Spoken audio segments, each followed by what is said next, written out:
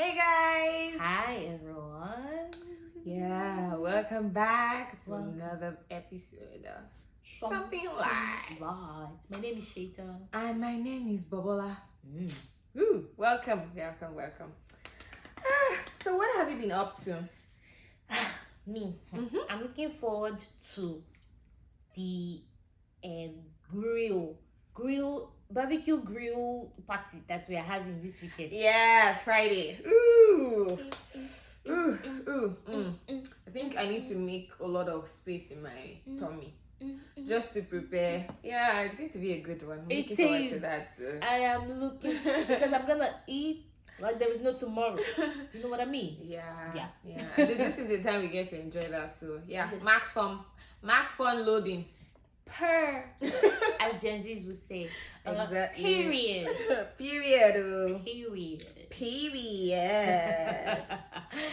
Okay, we hope you guys have been good. We hope you had a fantastic week. Yep. Yeah, a weekend. Yeah, whatever. Yeah. Alrighty. It's good to be back, and today we're going to be talking about something very interesting. You know, we always come with these juicy topics for you guys, right?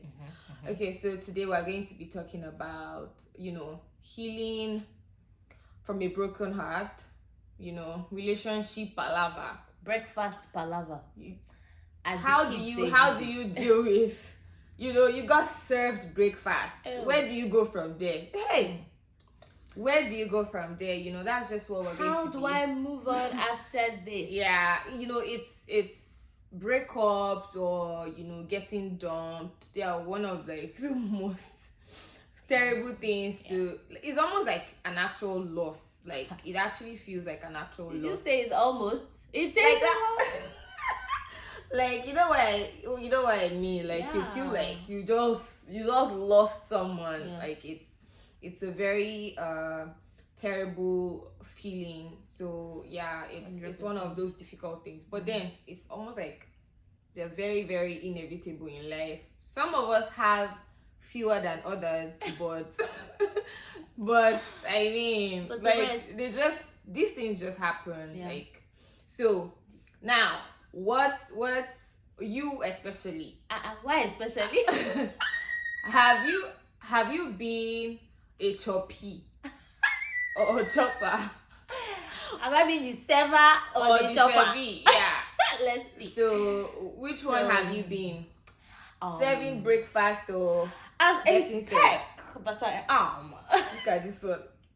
Look at this one. I think I have been the server, and please let me just put this out there. I serve, but I feel like I still suffer. So it's kind of like a two-way breakfast. I'm serving the breakfast, but I'm eating the crumbs. You get it? So I still get to share in it because it's very painful for me. Yeah. You get it? So yeah, that's it. I'm usually the server, but I still feel like I think I know breakfast. But have you been served breakfast? No. You look at this. Look at that. Wow. Just look at that. But she's been serving though. Anyway, God day. So but I think I can absolutely relate to what you just said. Like even when you serve the breakfast, because from the end of the person that got served, it's almost like, oh, this person is so mean, this person must be having a time of their life right now. But that's really the reality. Like you tend to feel that, like you feel it too, and a lot of times it's just I had to do what I had to do kind of thing, and okay, it's just the best decision for me or for both of us, and you just know that it's not going to work, so it's better to it's even better to serve the breakfast than to keep leading them on. Serve it, man. And there's no point investing time, energy and emotions in something that you already know that can. So it's I get that. Like I've never been served breakfast. But and you were saying this thing, hot cake, and you were doing as if no. But I've had to serve breakfast, and to be honest, I felt like it was worse for me than for the person I served, in quotes. Like it was almost like it was a really tough time, and it's just, these things are just a part of life. Yeah, I think it's important for us to define what breakfast means. I thought of that. For our non-Nigerian listeners, it's true. Being served breakfast means someone broke up with you, right? Being broken up with. So if I serve Babola breakfast, it means I broke up with her. Like I'm not doing it again. Bye. Dumped. Yeah, it's like when you say, "Oh, I got dumped." Yeah, I got served breakfast. Yeah, it's just it's a pop culture thing in Nigeria that I feel like I there was a reverse breakfast for me in that. So you know how like someone moves on before you. It's while you're still healing. Although you're the one who served the breakfast, I feel like you came back, you now served me lunch. That kind of thing. Yeah. It's very painful, but it's okay. After all, I did the serving of the breakfast in the first place. Sometimes you just have to do these things, like I said. It's just absolutely necessary. Maybe it's a relationship that shouldn't have happened in the first place, or you're just in different places now. You've grown apart. Maybe you started when you were a bit younger, and now someone has picked up some vices, and you're like, oh, okay, no, those are deal breakers for me. And it's very important to sort out all of these things than to ignore and look the other way, look away from red flags, and then get into a marriage, and then you're seeing that what is going on. So it's we just have to do what we have to do. And so now wait, but before you go, what was the hardest breakfast you ever served? I'm a very cool kid. I don't think I've ever No, like it was hard for you to serve the breakfast. Oh. Yeah. There has to be one that was really tough. You can't think of one. No. Let me tell you my own. So I was in uni. I was doing my IT, and I served these breakfasts. I felt like I cried more than the person that I served the breakfast. I cried. Like my eyes were swollen because like I was on my bed and I was just crying. And the next day was a Monday. I remember going to work during my internship, and people were like, this girl, look at your face, so swollen. You don't sleep, because I used to come first. Like I was the first person I used to be the first person to come to work, because I lived in Lagos, had to be the Lagos traffic, so I used to follow one of my dad's friends and come to work very early. So I came to work, and I guess I was trying to catch up on some sleep because I didn't sleep well the previous night. I was just crying. Nobody knew that I was going through this heartbreak in my house.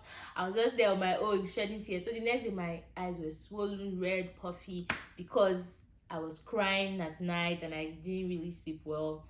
It was hard. I kept on second guessing my decision. Was this the right thing to do? Should I have served this breakfast? Oh God, I cried. That was really tough for me. Like tough. I can't even lie. But I mean, I'm fine now. I'm trying to see. I think maybe the most difficult one for me would be someone I dated in uni that wasn't exactly emotionally available. Okay. So I don't even know if I can say I got served breakfast or I served it. But like this was someone that would be available on and off. So the excuse was he was dealing with or recovering. He had a bad relationship and all of that, and he was still, so every now and then that would just come up and he would just want to just pull back, and that went on for maybe like 8 months. We dated for 8 months, and at some point I was just like, okay, yeah, that's it, I've had enough. And it was really hard because it wasn't a matter of, okay, this person has done something so unforgivable, or that's it, or, but it was just, okay, I just need to do this for myself. Like, I'm not, how long am I going to continue to do this? Dating like, yourself, sort of. But, and if it was that I was dating myself all through, it would have been good. But on and off, it was on and off. So, I would be dating myself in quotes, and I'll be getting to the point of, okay, that's it, like, I'm done, I'm going to break up with this person, and then it's all like back to, I hate that. So, like, you're going to seem like a really terrible person if you now break up at this time. So I'll chill again and say, okay, maybe now is the time next that 2 months he'll come around. And this was something that we were constantly talking about, like, okay, what is going on? Why are you acting like this? Oh, it is this. Okay, I'll fix up and all of that. So, but eventually I think we were even good, and I just decided that, okay, I'm not going to do this back and forth anymore. So I think that was the most difficult one, because I also sort of, I'm not sure that I take all of that, like the excuse, but I knew about the past before we even started dating. So I also felt bad, like, okay, was I supposed to be more patient? Like, okay, this person is going through, but I was just like, that's not your fault. Let's just be friends. Like, don't stress my life, please. Speaking of being friends. Yes. So is it advisable to be friends after serving breakfast? After you were served breakfast, like someone dumps you, and then, or you guys just broke off. Let me just be honest. For some reason, I'm not friends with anybody that I've been in a relationship with. I think, we may follow each other. We may still be following each other on social media and all. Like, I see what is happening in your life, but I don't think I remain friends with them after. Like, it's hard. The beginning stage, like the immediate post breakfast stage, is tough. I feel like I don't want to really be seeing anything about you, first of all, right? The worst is if you've posted their pictures on your social media, like on your feed, then you have good thing I never did that. I did it once, and like, never again, man. Because then you have to start thinking, okay, do I restart my entire Instagram, or do I just go select their photos and delete? So there's that part, for you to deal with. There's also the part of what if this person wants to keep reaching out to me? I've had someone who, we still kept in touch a few days after the thing, because when you have someone who is like really your friend, we were not just dating, we had a friendship, right? It would just be hard to switch it off. Like, it was really hard. So we kind of eased into switching it off, and we're no longer friends or whatever, because like something else happened along the line and all those things. But that's fine. I don't think it really just depends. Do you want to be friends with that person? Does the situation permit for you people to be friends? You can move on and not be friends with the person. I don't think you have to be friends with every person you have been in a relationship with in the past. I do not think so. Be cordial. If there's ever a situation that you people met in public, then you should be able to be like, hey, hi, how are you doing, right? And not be like, oh my god, this guy, you are still alive, why hasn't a truck hit you? No, god, no. But I think I wouldn't say that I have been friends with each and every one of my exes, but I would say that if there was a situation where we had to talk, I think I mean, there's friendship and there's friendship. So for everyone, I never dated anyone that wasn't friends with first. So it was usually like, it was always like a transitional thing. Like the relationship would just transition back to friendship, but and then slowly, that's from my own experience, slowly it would just like fade away into more like, oh, you only talk on birthdays, and so yes, if you even forget the birthday kind of thing, or but just, oh, maybe I moved to I moved to this area, oh, you're in the area, kind of, oh, hi, oh, yeah, here now, like maybe major life updates kind of thing. But and it was never intentional, like, oh, I don't want to be friends with this person, but everyone just kind of moves on with their lives. But I don't know that I would recommend, oh, be friends with your ex to anyone, because you also have to know yourself. If being friends with an ex is going to, either you got saved or you saved, doesn't really matter, but if being friends with an ex is going to now hold you back, from moving on and just getting on with your life, then it's not a good idea. But some people are very good at just, this is what you are now, this is what you are now, there's really nothing you can do about it, and they'll be fine. So for someone like that, it might be okay. I think the circumstances really matter to, like, how there are some that is just, you both know that after this you can't be friends. Like, that's it. Like, you would know that that it's just not going to happen. But if it's just oh, okay, this is not working, let's just get back to our lives, then it's possible that you might be able to still work together. Yes. 100%. And another thing that being friends after can lead to is you getting to that point of, okay, maybe we should give this another try. And in some cases it works out.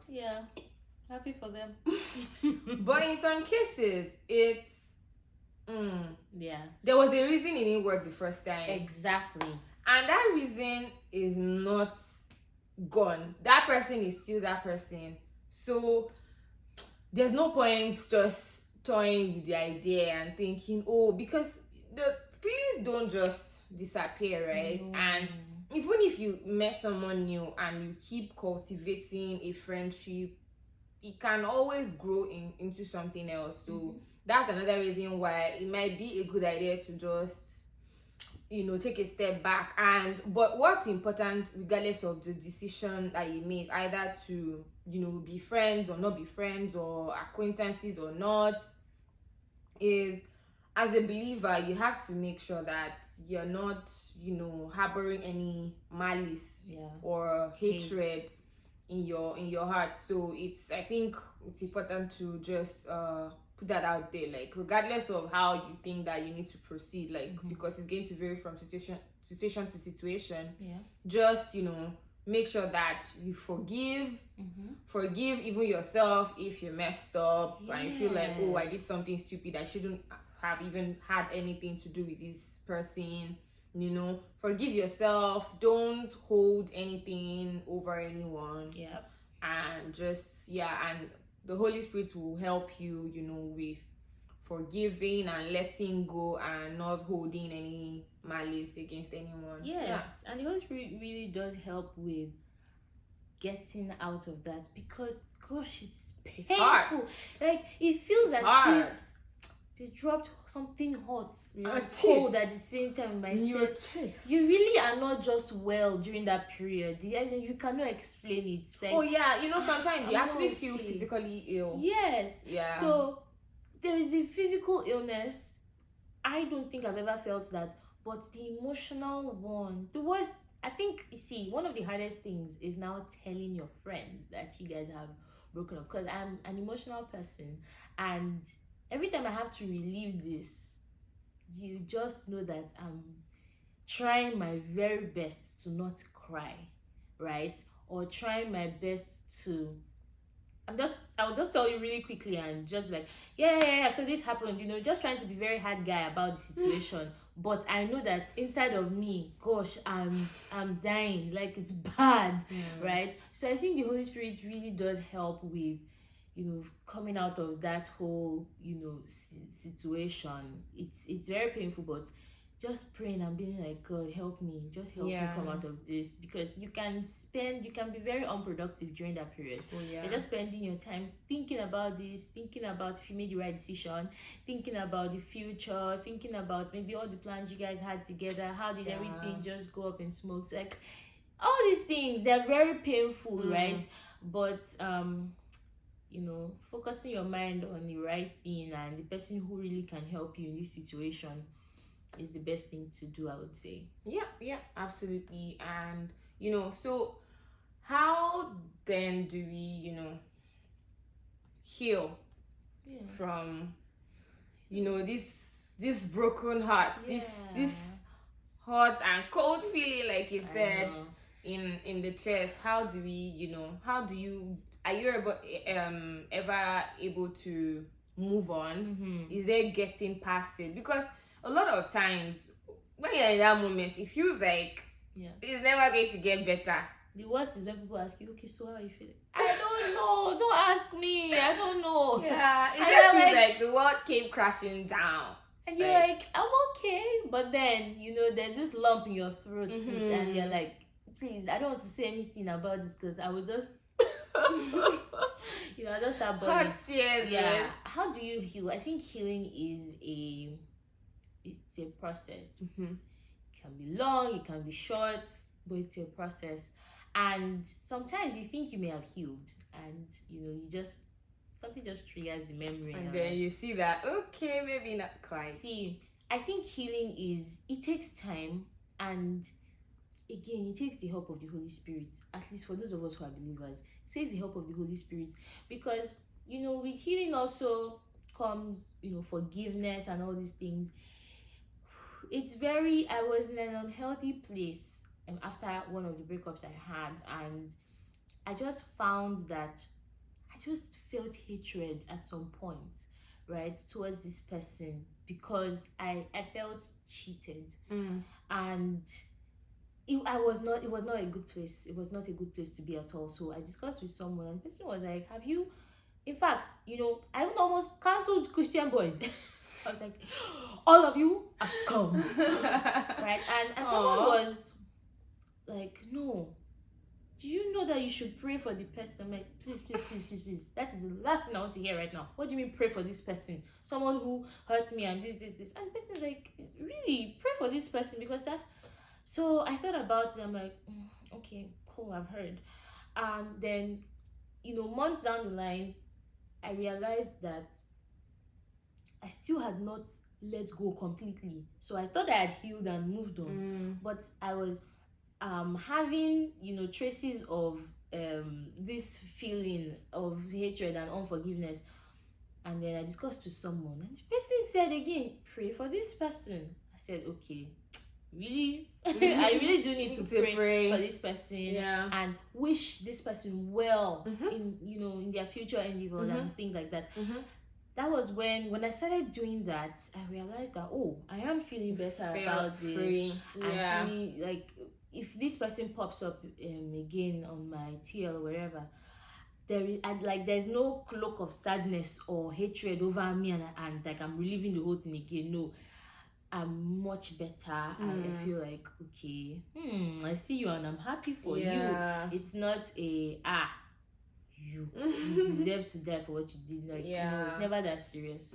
Especially when you think of it from the lens of how God has forgiven us, right? That is how we are able to reciprocate that forgiveness to those around us and that love and all, no matter what they've done to you, because you have done worse. To God and all. I really love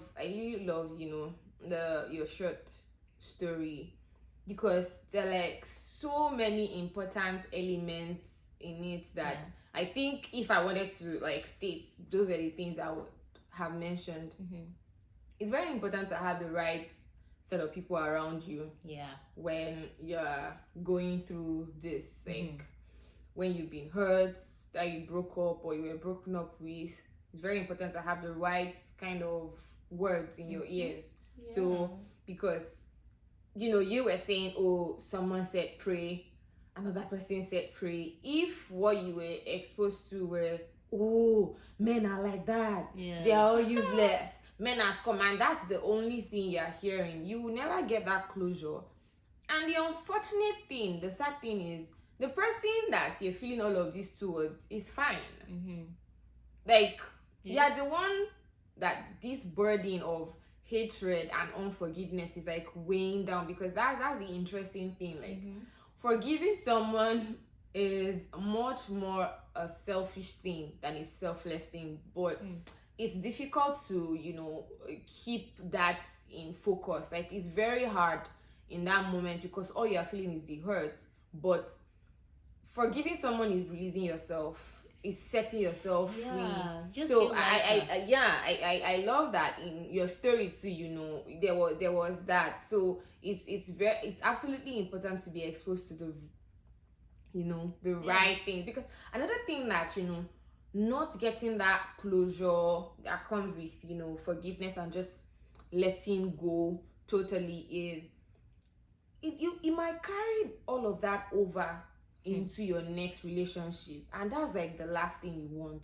because what's going to happen is you will get served breakfast again, or you have to okay, call my name, or you have to serve the breakfast. Like, it's just that's what's going to happen, because you're either not having a good time in that new relationship yourself, because you're carrying all of this into it. You're seeing this new person you're with through the lens of the last person that had issues with you. So that will either make the person you're with now think, okay, this person doesn't really like me, or this person is not someone that I want. You're not just going to be yourself, and that person might break up with you, or you might also feel like, okay, this is just not working out. I'm constantly in this wrong headspace.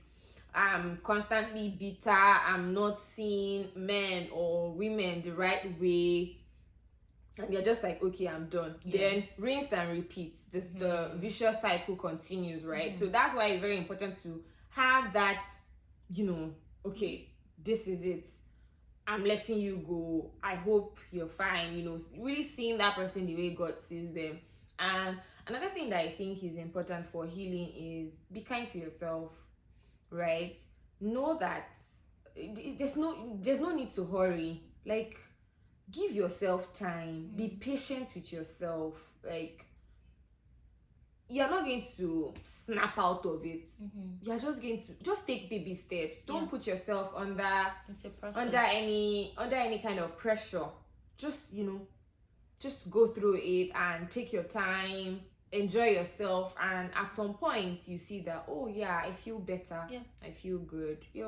So that's what I think about healing, really. And and I think it's one important point you made was that sometimes you would now carry the baggage from the previous relationship into this, and it was a mistake I made at some point. That's when I realized that, okay, it looks as if I've really not gotten over this. Like I was in a new relationship and I was feeling this way, and thankful for a good partner that I was able to say, okay, you know what, I'm opening up and I'm telling you that I haven't dealt with this from the previous relationship, and this is how it is. I think it is because I caught myself doing it, right? It wasn't that the person caught me and was like, hey, you have this issue. I caught myself and I was like, okay, wow, this is not a good place to be in. And I told him, and I was like, you know what, this is it. I'm just letting you know we're going to work through it, but I'm letting you know that this is what I'm still dealing with from a previous relationship. Now, about getting closure, I know that I was on that hill for a long time. Like, no, I feel like I need to say some things to this person and talk to this person. Like, I need closure. I need closure. I need closure. I don't know. Do you think that healing can be completely achieved without getting that closure? Like, let's talk about what happened. I think closure differs Okay. for people, and it depends on the circumstances too. Right? So yeah, there's some situations that you just need to get some things off your chest. Yeah. So I think that's okay. And sometimes what I would say is, if you feel like you just need to get some things off your chest, you need to check for the why. Like, why do you want them to try to explain? If they explain, what is it going to change? Right? And after they explain, is it going to fix? Is it going to fix it or make it worse? Or so I think it's really important to check your motives, and also the closure you're wanting to say things to them. Is it that you want to? Is it a tiny little bit wanting to hurt them back? Like, you want them to feel even maybe a little bit of what you felt. So there are so many things to it. So sometimes it could be just putting pen to paper, or use your notepad, type a note, read it over again, and if you think that's something that you need to share with them, okay, you could share it. But sometimes just saying all of these things to a trusted friend would actually help with the closure, in quotes. Like, it might just be having a conversation, like a good heart-to-heart conversation with someone might help. But I understand that sometimes it feels like you just have to say some things to that person, but I would just check the why. Like, what is it that you want them to learn from it? Are you trying to coach them, or you want to hurt them, or you just want to talk? And if it's that you just want to talk, it doesn't have to be that person. That's what I think. Also, not everyone who serves breakfast was the bad person. Some people actually, do certain things that will frustrate you to the point that you have no choice. Some people even want you to. They basically push you to the. Because I kind of had that. I'm a nice guy. I don't like breaking up with girls. Please break up if you know you're not. Don't come and. Don't put the person in a miserable position or situation, and they're now thinking, they're just like, see what happened with Bean. I feel like every girl has had that experience where the guy is blowing hot and cold today and cold tomorrow. Like, what are you doing? So you now leave the person with no choice but to serve you breakfast, and just if they wanted to, it's like it just seems like that's what you want, and I'll give you. So okay. Juices. Yep. Yeah. Bye. Yeah. So I think we've pretty much talked about everything. So basically know that these things, chopping breakfast, it happens. Sometimes it's part of your growing process, even you are becoming a better person and all of that stuff. So sometimes it's inevitable, but in all our relationships and dealings with people, friendship and all of that, we have to constantly remember that we're kind people, we're loving people, the love of Christ fills up our hearts, and we share and radiate all of this to people around us. So if you have to serve breakfast to someone, it's not because you're not doing it out of I'm a terrible person, I'm a bad person, I'm going to be wicked. It's maybe out of necessity from sometimes, or even as you're led by the Holy Spirit, like, okay, you need to get out of this. For example, it's a sexually impure, in quotes, relationship, like there's a lot of sexual sin. You might have to take yourself out of that. It's toxic, it's abusive, you have to get yourself out of that, and a lot of other reasons and be kind to yourself, be patient with yourself, surround yourself with positive vibes, pray, commune with the Holy Spirit. He's always there to comfort you and hold your hand, and everything will be all right at the end of the day. That's us. Thank you guys so much for listening up until this point. We want to know your own thoughts about this. Have you been served breakfast? Are you the one doing the dishing, the serving? Let us know in our YouTube comment section. Please also subscribe to our YouTube channel. It's something like podcast, and follow us on all our social media platforms at S_light pod. And subscribe to our Apple podcast and our Spotify. Yeah, so you don't want to miss any episode. You don't, guys. So again, thank you so much for listening. And don't forget to keep shining like the light that you are. Bye. Don't say breakfast. Or do.